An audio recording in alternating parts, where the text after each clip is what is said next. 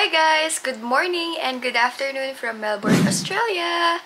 Ngayon, nandito tayo sa Melbourne and supposed to be dapat pupunta tayo sa Brighton Beach. Pero, hindi tayo nagising ng maaga.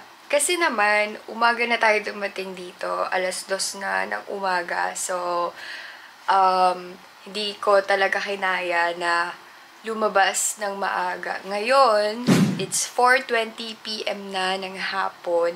Ngayon pa lang tayo lalabas. Magta-try tayo maglakad-lakad sa park and hanap tayo ng food kasi hindi pa tayo nakakakain simula kaninang pagdating dito.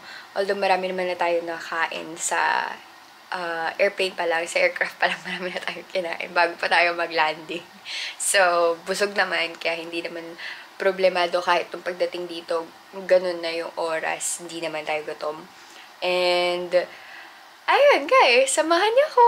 Punta tayo dito sa parks and if kayanin natin, makapunta tayo somewhere sa tourist spots dito sa Melbourne, Australia! Yay! Lipat muna tayo dito sa ating cellphone. Before we start our Melbourne, Australia vlog, I just want to thank those who supported our first vlog, which is our Munich vlog. Thank you so much, guys, for your warm regards, warm words, warm everything. Kind words, warm messages, and sa lahat ng appreciation nyo na hindi lang dahil dun sa vlog na yon, but sa mga backstories pa natin. Thank you so much for your appreciation. With that, with your messages, with your little mga naginawa, like reposting, commenting. Thank you so much kasi with that, I am more motivated now to keep on vlogging and have that fire. Wow, fire?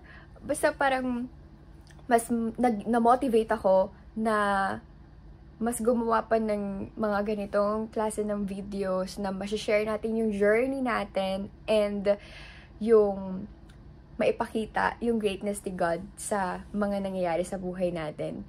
With that, then, thank you so much kasi na-feel ko na nakaka-inspire ako, nakaka-motivate ako ng tao.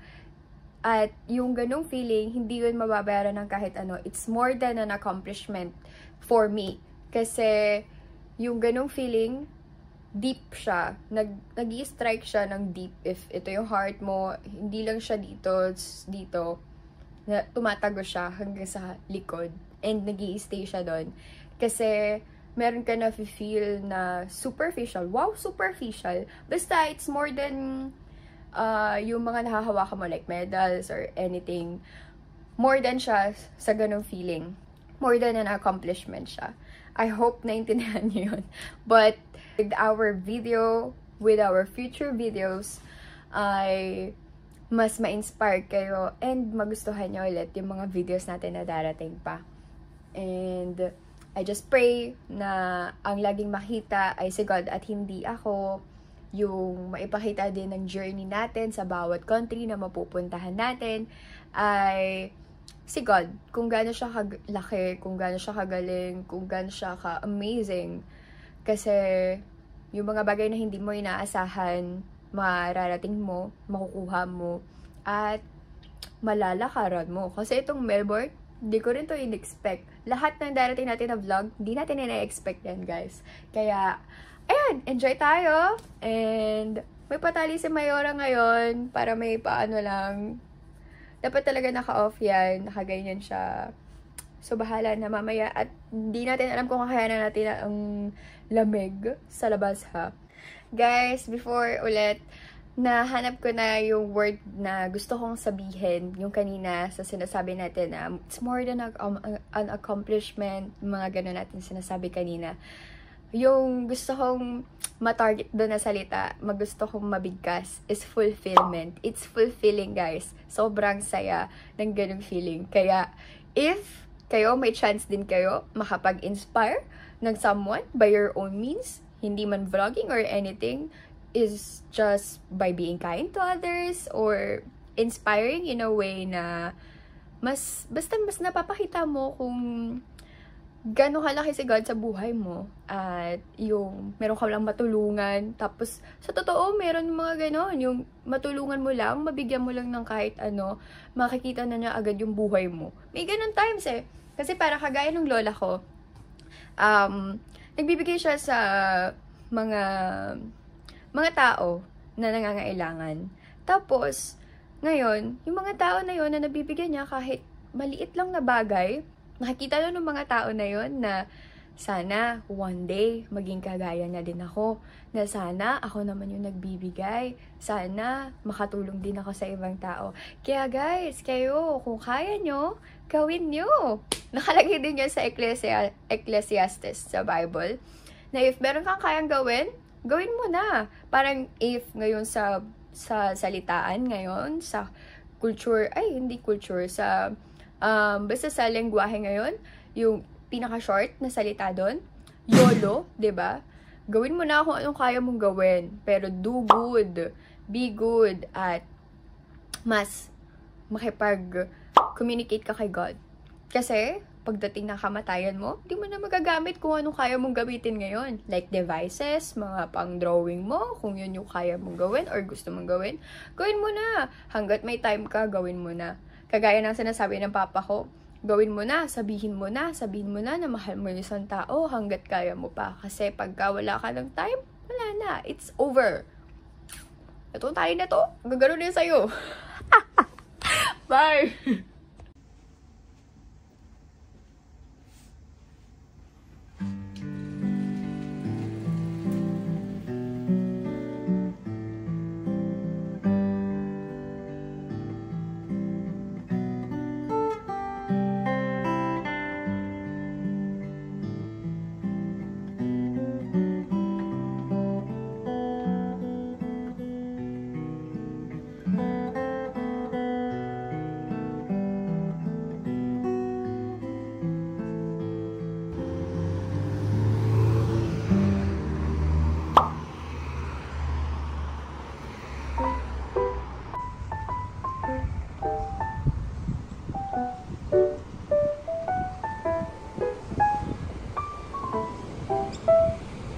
Sarado na yung garden house dito na maliit. Yung Cloaks Garden something. Sarado na siya ng 4. Tapos pati yung sa Fairies, mayroon siyang parang hub na sarado din. Tapos yung library nila, yung Victoria's Library, sarado na siya ng 5:30. So, hindi ko alam kung ano gagawin natin, uunahin natin. But, let's try to go there. At least malamhatan natin yung labas. Since if makakabalik naman tayo dito next time, makikita pa rin natin siya ulit, mapupuntahan pa rin natin siya ulit, diba? It's a super duper chill day today. Like, in one ka with nature ngayon. Ay guys, ito yung isa yung cottage. Sinclair Cottage siya. Maga din siya nagsara, hindi natin inabutan. Ayan siya, makita ko. Ayan, ito siya. Ayan. May mga nagpipiknik, may mga nagwo-walk ng dogs, may mga nagkikita-kita lang. If sana meron lang ganito sa Pilipinas, yung parang dedicated place, kahit isa lang siguro.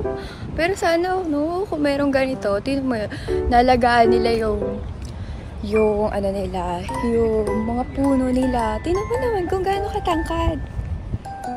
Diba? Solid. At saka, kita mo siya sa kanya na hindi siya, polluted na tree. Yung parang, yung hangin dito polluted. Grabe, ganda. Sana may ganito din sa Pinas.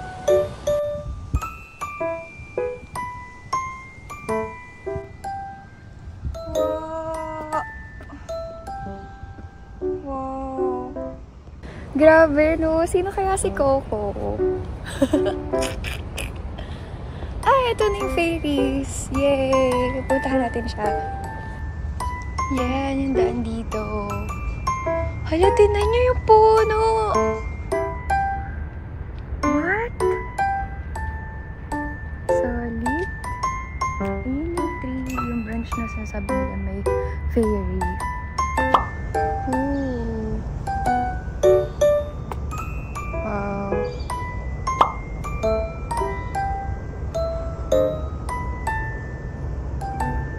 Grabe no, kung sino man gumawa nito. Sobrang artistic. Tinan mo. Diba? Sino ba yan gumawa? Olacon. Carved by Olacon. A gift to the children of Melbourne. From book pala siya, na fairy street. Wow.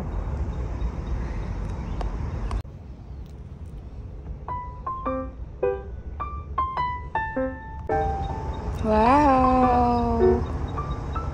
Grabe, oh. Little houses. Tudor model. Siguro galing din to from the book. Siguro guys, galing din siyang from the yung model na Tudor book, ay Tudor model. Siguro galing din siya sa book ng fairies. Fairies tree. Solid no, ang galing. Alam mo yung mga ganitong lugar, may entrance fee na to, dapat, sa Pinas.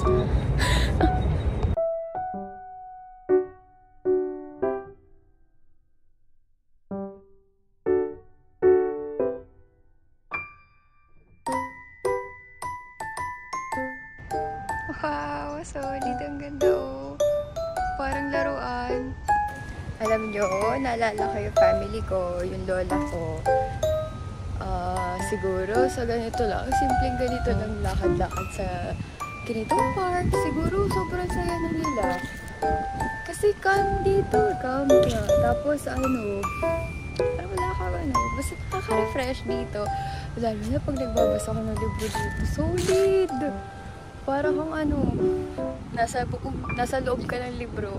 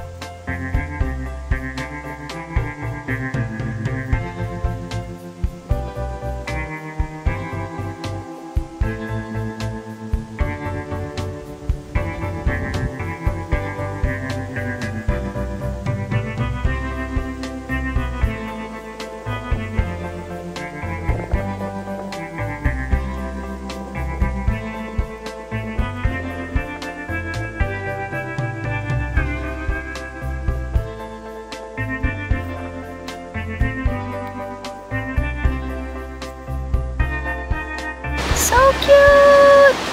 Look at that little mushroom! Wow! So cute!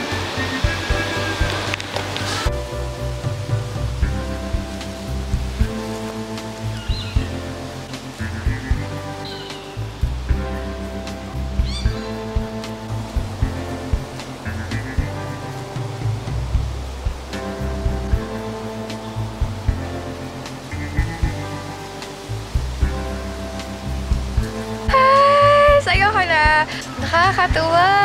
Sobra! Nakakatuwa!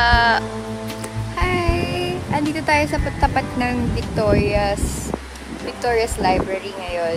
Hindi na tayo papasok kasi feeling ko sarado na siya. Nakita ko kasi 5:30. Ang oras ngayon is 5:36, 5:37 na. Pero dadaanan na lang natin ngayon yung St. Patrick's Cathedral para kahit man lang sa labas makita natin. Nawili kasi ako dito sa park sa park na yan. Kasi, dami kong moment of realization na minsan sa buhay kailangan mo mag-stop tapos i-appreciate mo yung mga bagay na nangyayari. Na appreciate mo yung mga little things. Yun. Ilayo mo muna yung sarili mo sa hustle and bustle. Yung mga worries mo, lahat ng concerns mo. Mag-stop ka muna, tingin ka sa ulap po, tingin ka sa mga puno.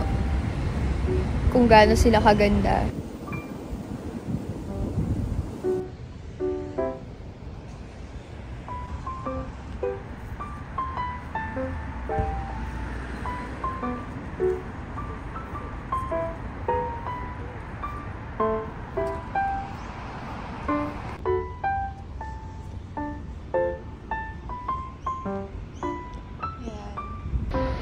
Nandito na tayo sa may St. Patrick's Cathedral. Nasa harapan na natin siya. Walking lang. Solid. Kita mo natin. Wow.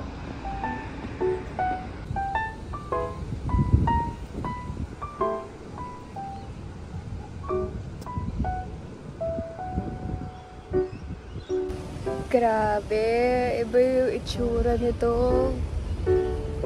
Ganda.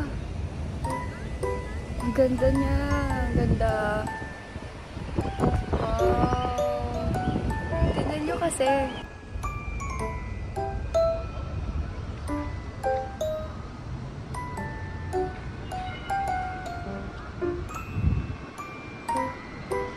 Ayan. Si Mannix. Si Sir Mannix. Or, I don't know. Who?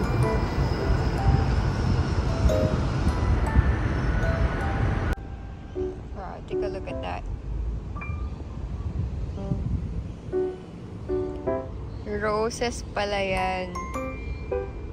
Roses pala yung mga yan. Sa tapat nito. Grabe.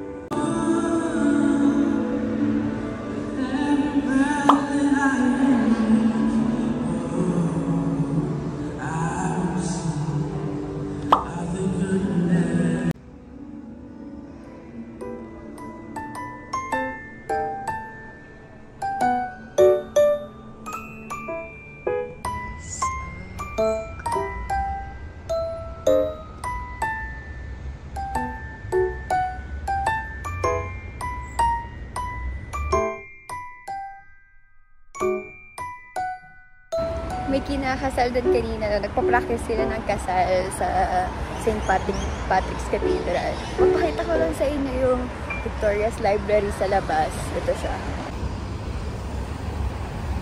Tapos, andun na St. Patrick's. Tapos ito, hindi ko alam kung anong landmark yan. And look guys, oh, parang ano siya, train stop or something.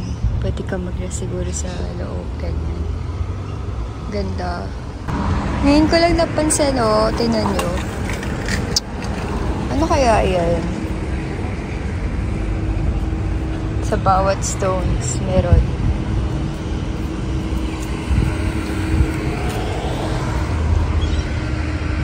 What's this? Dinosaur. Char.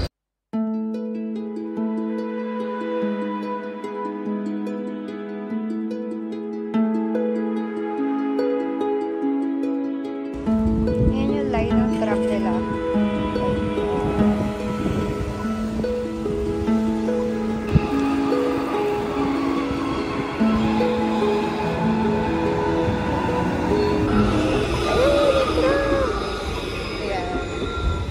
Alam nyo guys, dito sa Melbourne, free yung tram nila. Pero meron din tram na hindi. Meron silang, if i-research nyo, meron silang free tram. And meron din silang out of free tram na. So, pagka nakalagpas ka na sa free tram zone, magbabayad ka using your Mickey card or Miley.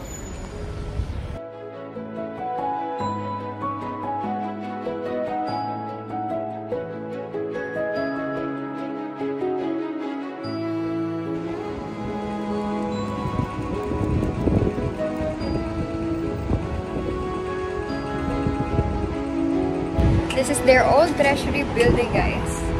Ayan. Sayang sarado na kasi. Hi! Dito tayo sa Buji Street ng Melbourne. Grabe, puro mga may tatakbo lahat nandito. Nagagaganda ng mga suot ng mga tao. So, ganda.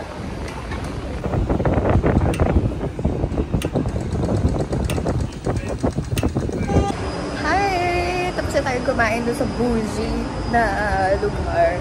Nagulat ako pagpasok natin, maingay. Tapos, ano siya, halo siyang resto and bar. Tapos, masarap yung food. Naubos nga natin eh. Kakaiba siya. Pero yung noodles niya, it's para siyang pulled noodles. Yung na-try natin sa New Zealand. Parang ganun yung texture niya. And pagkakinagat mo siya ganun, yung lasa and at the same time, yung texture niya. So, ngayon pabalik na tayo sa hotel. And may araw pa naman. So, yeah. See you guys.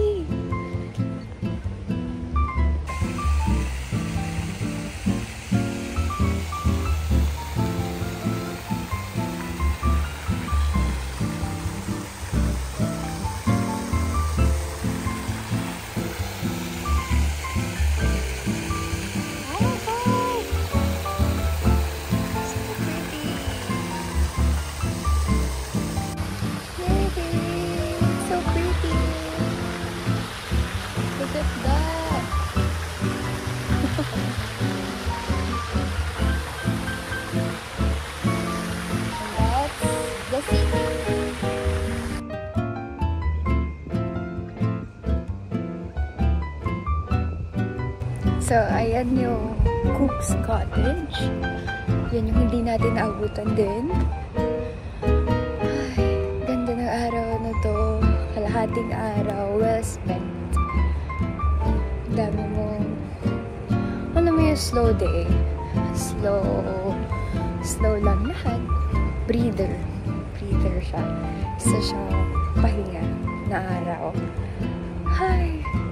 Salamat sa Diyos. Thank you, God. Thank you, God, for your creations, for this nature. And thank you for reminding me, God. Thank you for reminding us, our viewers. Nagulat ako. May ipon na block. Anyway, so I was saying, thank you for reminding us, God, that if we feel overwhelmed, we just need to stop, look into other things, divert our perspective, not perception. Divert it, and if super duper overwhelmed, just take a deep breath. Hello everyone! So, tapos na yung vlog natin with our Melbourne tour. Melbourne Walka Tour. Wow, Walka Tour. And marami tayong nakita, na-realize ngayon, even if slow day siya, ibig sabihin ng slow day para... Hello! Namatay na yung natin, camera. Nakalimutan ko yung charger nung camera natin. So, dito muna tayo sa phone natin ulit. And, sinasabi ko nga kanina, marami tayong realizations ngayong araw. Even if slow day siya. Slow day meaning parang wala ka masyadong ginawa na nagpunta ka sa museum, maraming activities, kumbaga. Parang nag-walk-walk ka lang, nag-umpo ka lang, kumain ka lang, gano'n. Ibig sabihin ng slow day. And ang deeper nun is, nag-take a moment ka na mag-appreciate sa lahat ng bagay, na tingnan yung mas malaking bagay kesa sa'yo, sa mga nangyayari sa'yo. And our lessons for today, sinulat ko siya dito. Ayan. Sinulat ko talaga siya para mas maganda kong masabi sa inyo. And meron tayong 3 lessons na napulot while naglalakad tayo. Nagwo-walk a tour tayo sa Melbourne. Number 1 lesson natin is, kanina, diba, nandun lang tayo sa park, nawili tayo dun sa mga nangyayari. Kahit walang kaano-ano, simpleng bagay lang na nakatingin ka lang sa clouds, nakatingin ka lang sa trees, tapos feel mo lang yung ground, nakikita mo yung mga maliliit na bagay, ultimo maliit na bagay, like yung flower, nakita natin nasa ground, may mushroom, yung leaf nung trees, nakita natin, nagdadry na. Tapos, meron pa tayong nakita kanina, yung sa stones, meron silang, nilagyan pa rin nila ng art, meron mga parang skeleton ng animals, nakita natin yung mga ganong bagay dahil pinipili natin tumingin dun sa mga bagay na ganon, na maliit at saka sa malaki. So, number 1 lesson is, when you feel overwhelmed, take a moment to breathe. Hinga ka muna. Step out from your situation, from the situation. And a reminder, you are not escaping your problems. You are not escaping your concerns or anything na pinagdadaanan mo. You are just taking your moment to be grateful with what you currently have.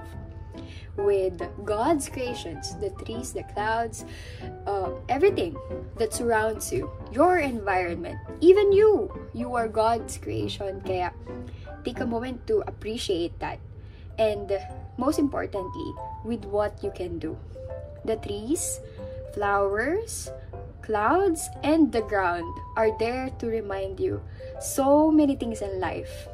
The trees can survive any season because God created them that way. And you are created the same way by God. And God created seasons in your life for a purpose. There is a time for everything. Diba yung pinaka-famous nga na linya, kapag may na-achieve ka or kaka-graduate lang, lagi mo makikita yun, yung ano ba yun, nakalimutan ko, if it's time, if it's the right time, ibibigay sa'yo ni God yun. Nakalimutan ko pero ang ibig sabihin lang din nun sa mismong buong passage nun, there is a time for everything. There is a season for you to mourn, for you to dance, to kill, and to be alive, to die, to be born and to die. Everything, there's a season for everything. God created that way. Nasa libro yun ng Ecclesiastes. So, going back, diba? Trees, clouds. Clouds, they don't care about you, about your problems. Anything that is happening to you, they don't care. The clouds don't care. And so should you. Move forward with God. Just move forward. Alam mo, naging reminder ko yan dati nung nandun ako sa lowest ko. Nag-stop ako. Hindi ito yung first time ko na ito yung ginagawa ko. Like, parang tumitingin lang ako sa clouds, ganun. Kasi yung clouds nire-remind dun sa akin na malaki yung mundo. At hindi titigil yung mundo sa paggalaw. Maiiwanan ka lang kung mai-stuck ka sa isang situation dahil lang sa isang situation. Kaya kung hindi ka kikilos, hindi ka gagawa ng paraan para makaalis ka sa ganyang sitwasyon, it's not God's fault. It's gonna be your fault. Kasi pinili mong ma-stuck ka dun sa ganyang situation. And kaya sa mga ganong panahon, kailangan mong mas kumapit kay Lord. So, yun nga, yung sinishare ko kanina sa inyo, sinishare ko ngayon sa inyo. Umupo lang ako sa isang street, tapos tumingin lang ako sa itaas. Tinignan ko lang yung clouds. Sabi ko, grabe. Hindi siya tumitigil. Ang ganda! Ang ganda niya, pero hindi siya tumitigil. Dire-diretso lang siya. Kung magiging malungkot lang ako forever lang akong nakaganon doon sa lugar na yun. Sa sitwasyon ko na yun. walang mangyayari sa akin. Baka hindi ako makarating dito. Baka hindi na nga rin ako alive. Wow, hindi na siya alive. So, ayun. Kaya nga, move forward. Move forward with God. And the ground. The ground, it will remind you that you are still alive. And if you are alive, kagaya na sabi ni Solomon, yung nakalagay sa Ecclesiastes, if ang pinakamaganda, bukod sa pinakamaganda, yung mga hindi pa napapanganak sa mundo na ito kasi hindi pa nila nakikita yung evil. Second na maganda is yung buhay ka pa. Because there's a hope for you. Meron pang hope para sa buhay mo. Meron ka pa makikitang light para gumawa ng mabuti, para i-enjoy lahat ng bagay na ginawa ng Diyos. And if nag-work ka na ngayon or nag-aaral ka pa, i-enjoy mo yung, parang kagaya sa last vlog natin, i-enjoy mo yung moment na nag-aaral ka pa. Kasi yun yung pinaka-gift ni God sa'yo. I-enjoy mo yung fruit of your labor. Kahit ano, miski skills mo, i-enjoy mo. Kasi God gave that to you. Kasi gusto niya na mag-enjoy ka. And so, while you are alive, you are stepping in the world God created. And if God created the world, that's so big, right? There's a path for you made by God. So, diba? Amazing. If, lalo na mahal ka ng Panginoon, ni God, ni Lord, hindi ka niya pababayaan. Kaya, just continue.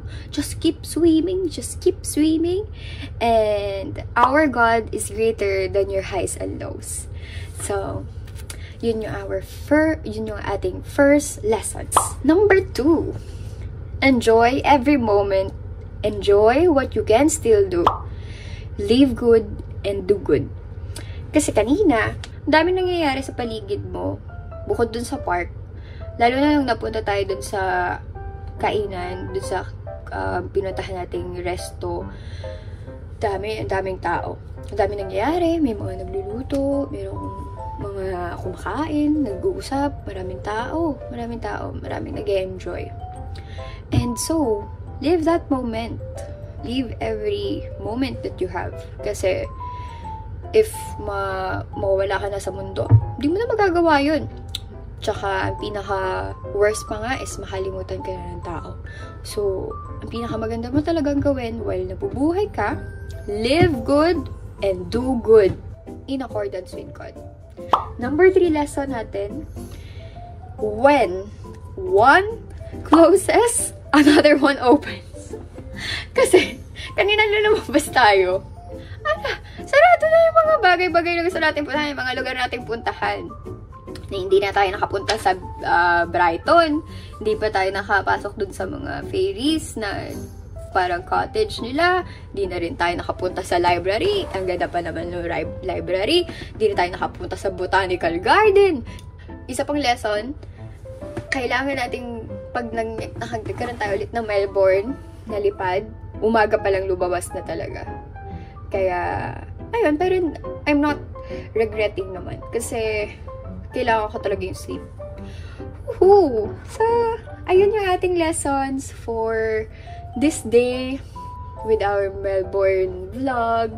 And I hope na with this vlog, ma-realize mo na maraming mangyayari sa buhay mo na maganda.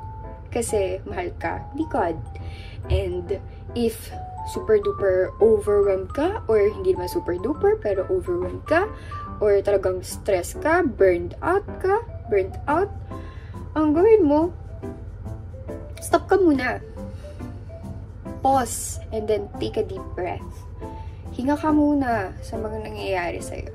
Tapos, connect ka with God. Connect ka sa creations na. Sa trees, sa clouds. Feel mo muna na nasa ground ka, na buhay ka pa. And be thankful. Be thankful, be grateful sa nangyayari sa'yo. Na nai-stress ka pa, ganyan, na may problema ka, na may concerns ka sa buhay, ganyan. Kasi, ibig sabihin lang nun, may nangyayari pa sa buhay mo. Kasi kung wala na, matakot ka na dun sa pagkaganon. So, ayun, yung mata ka pa eh. Woohoo! Thank you guys for watching, and I hope to see you guys again sa ating next vlog. Ano kaya ang ating magiging next vlog? Sana mas marami akong maipakita sa inyo sa next vlog natin, kasi dito ang nangyari sa atin, slow day lang tayo eh. Kaya hopefully next vlog natin marami kayong makita, mag-ulat ulit sa atin. Thank you so much for watching.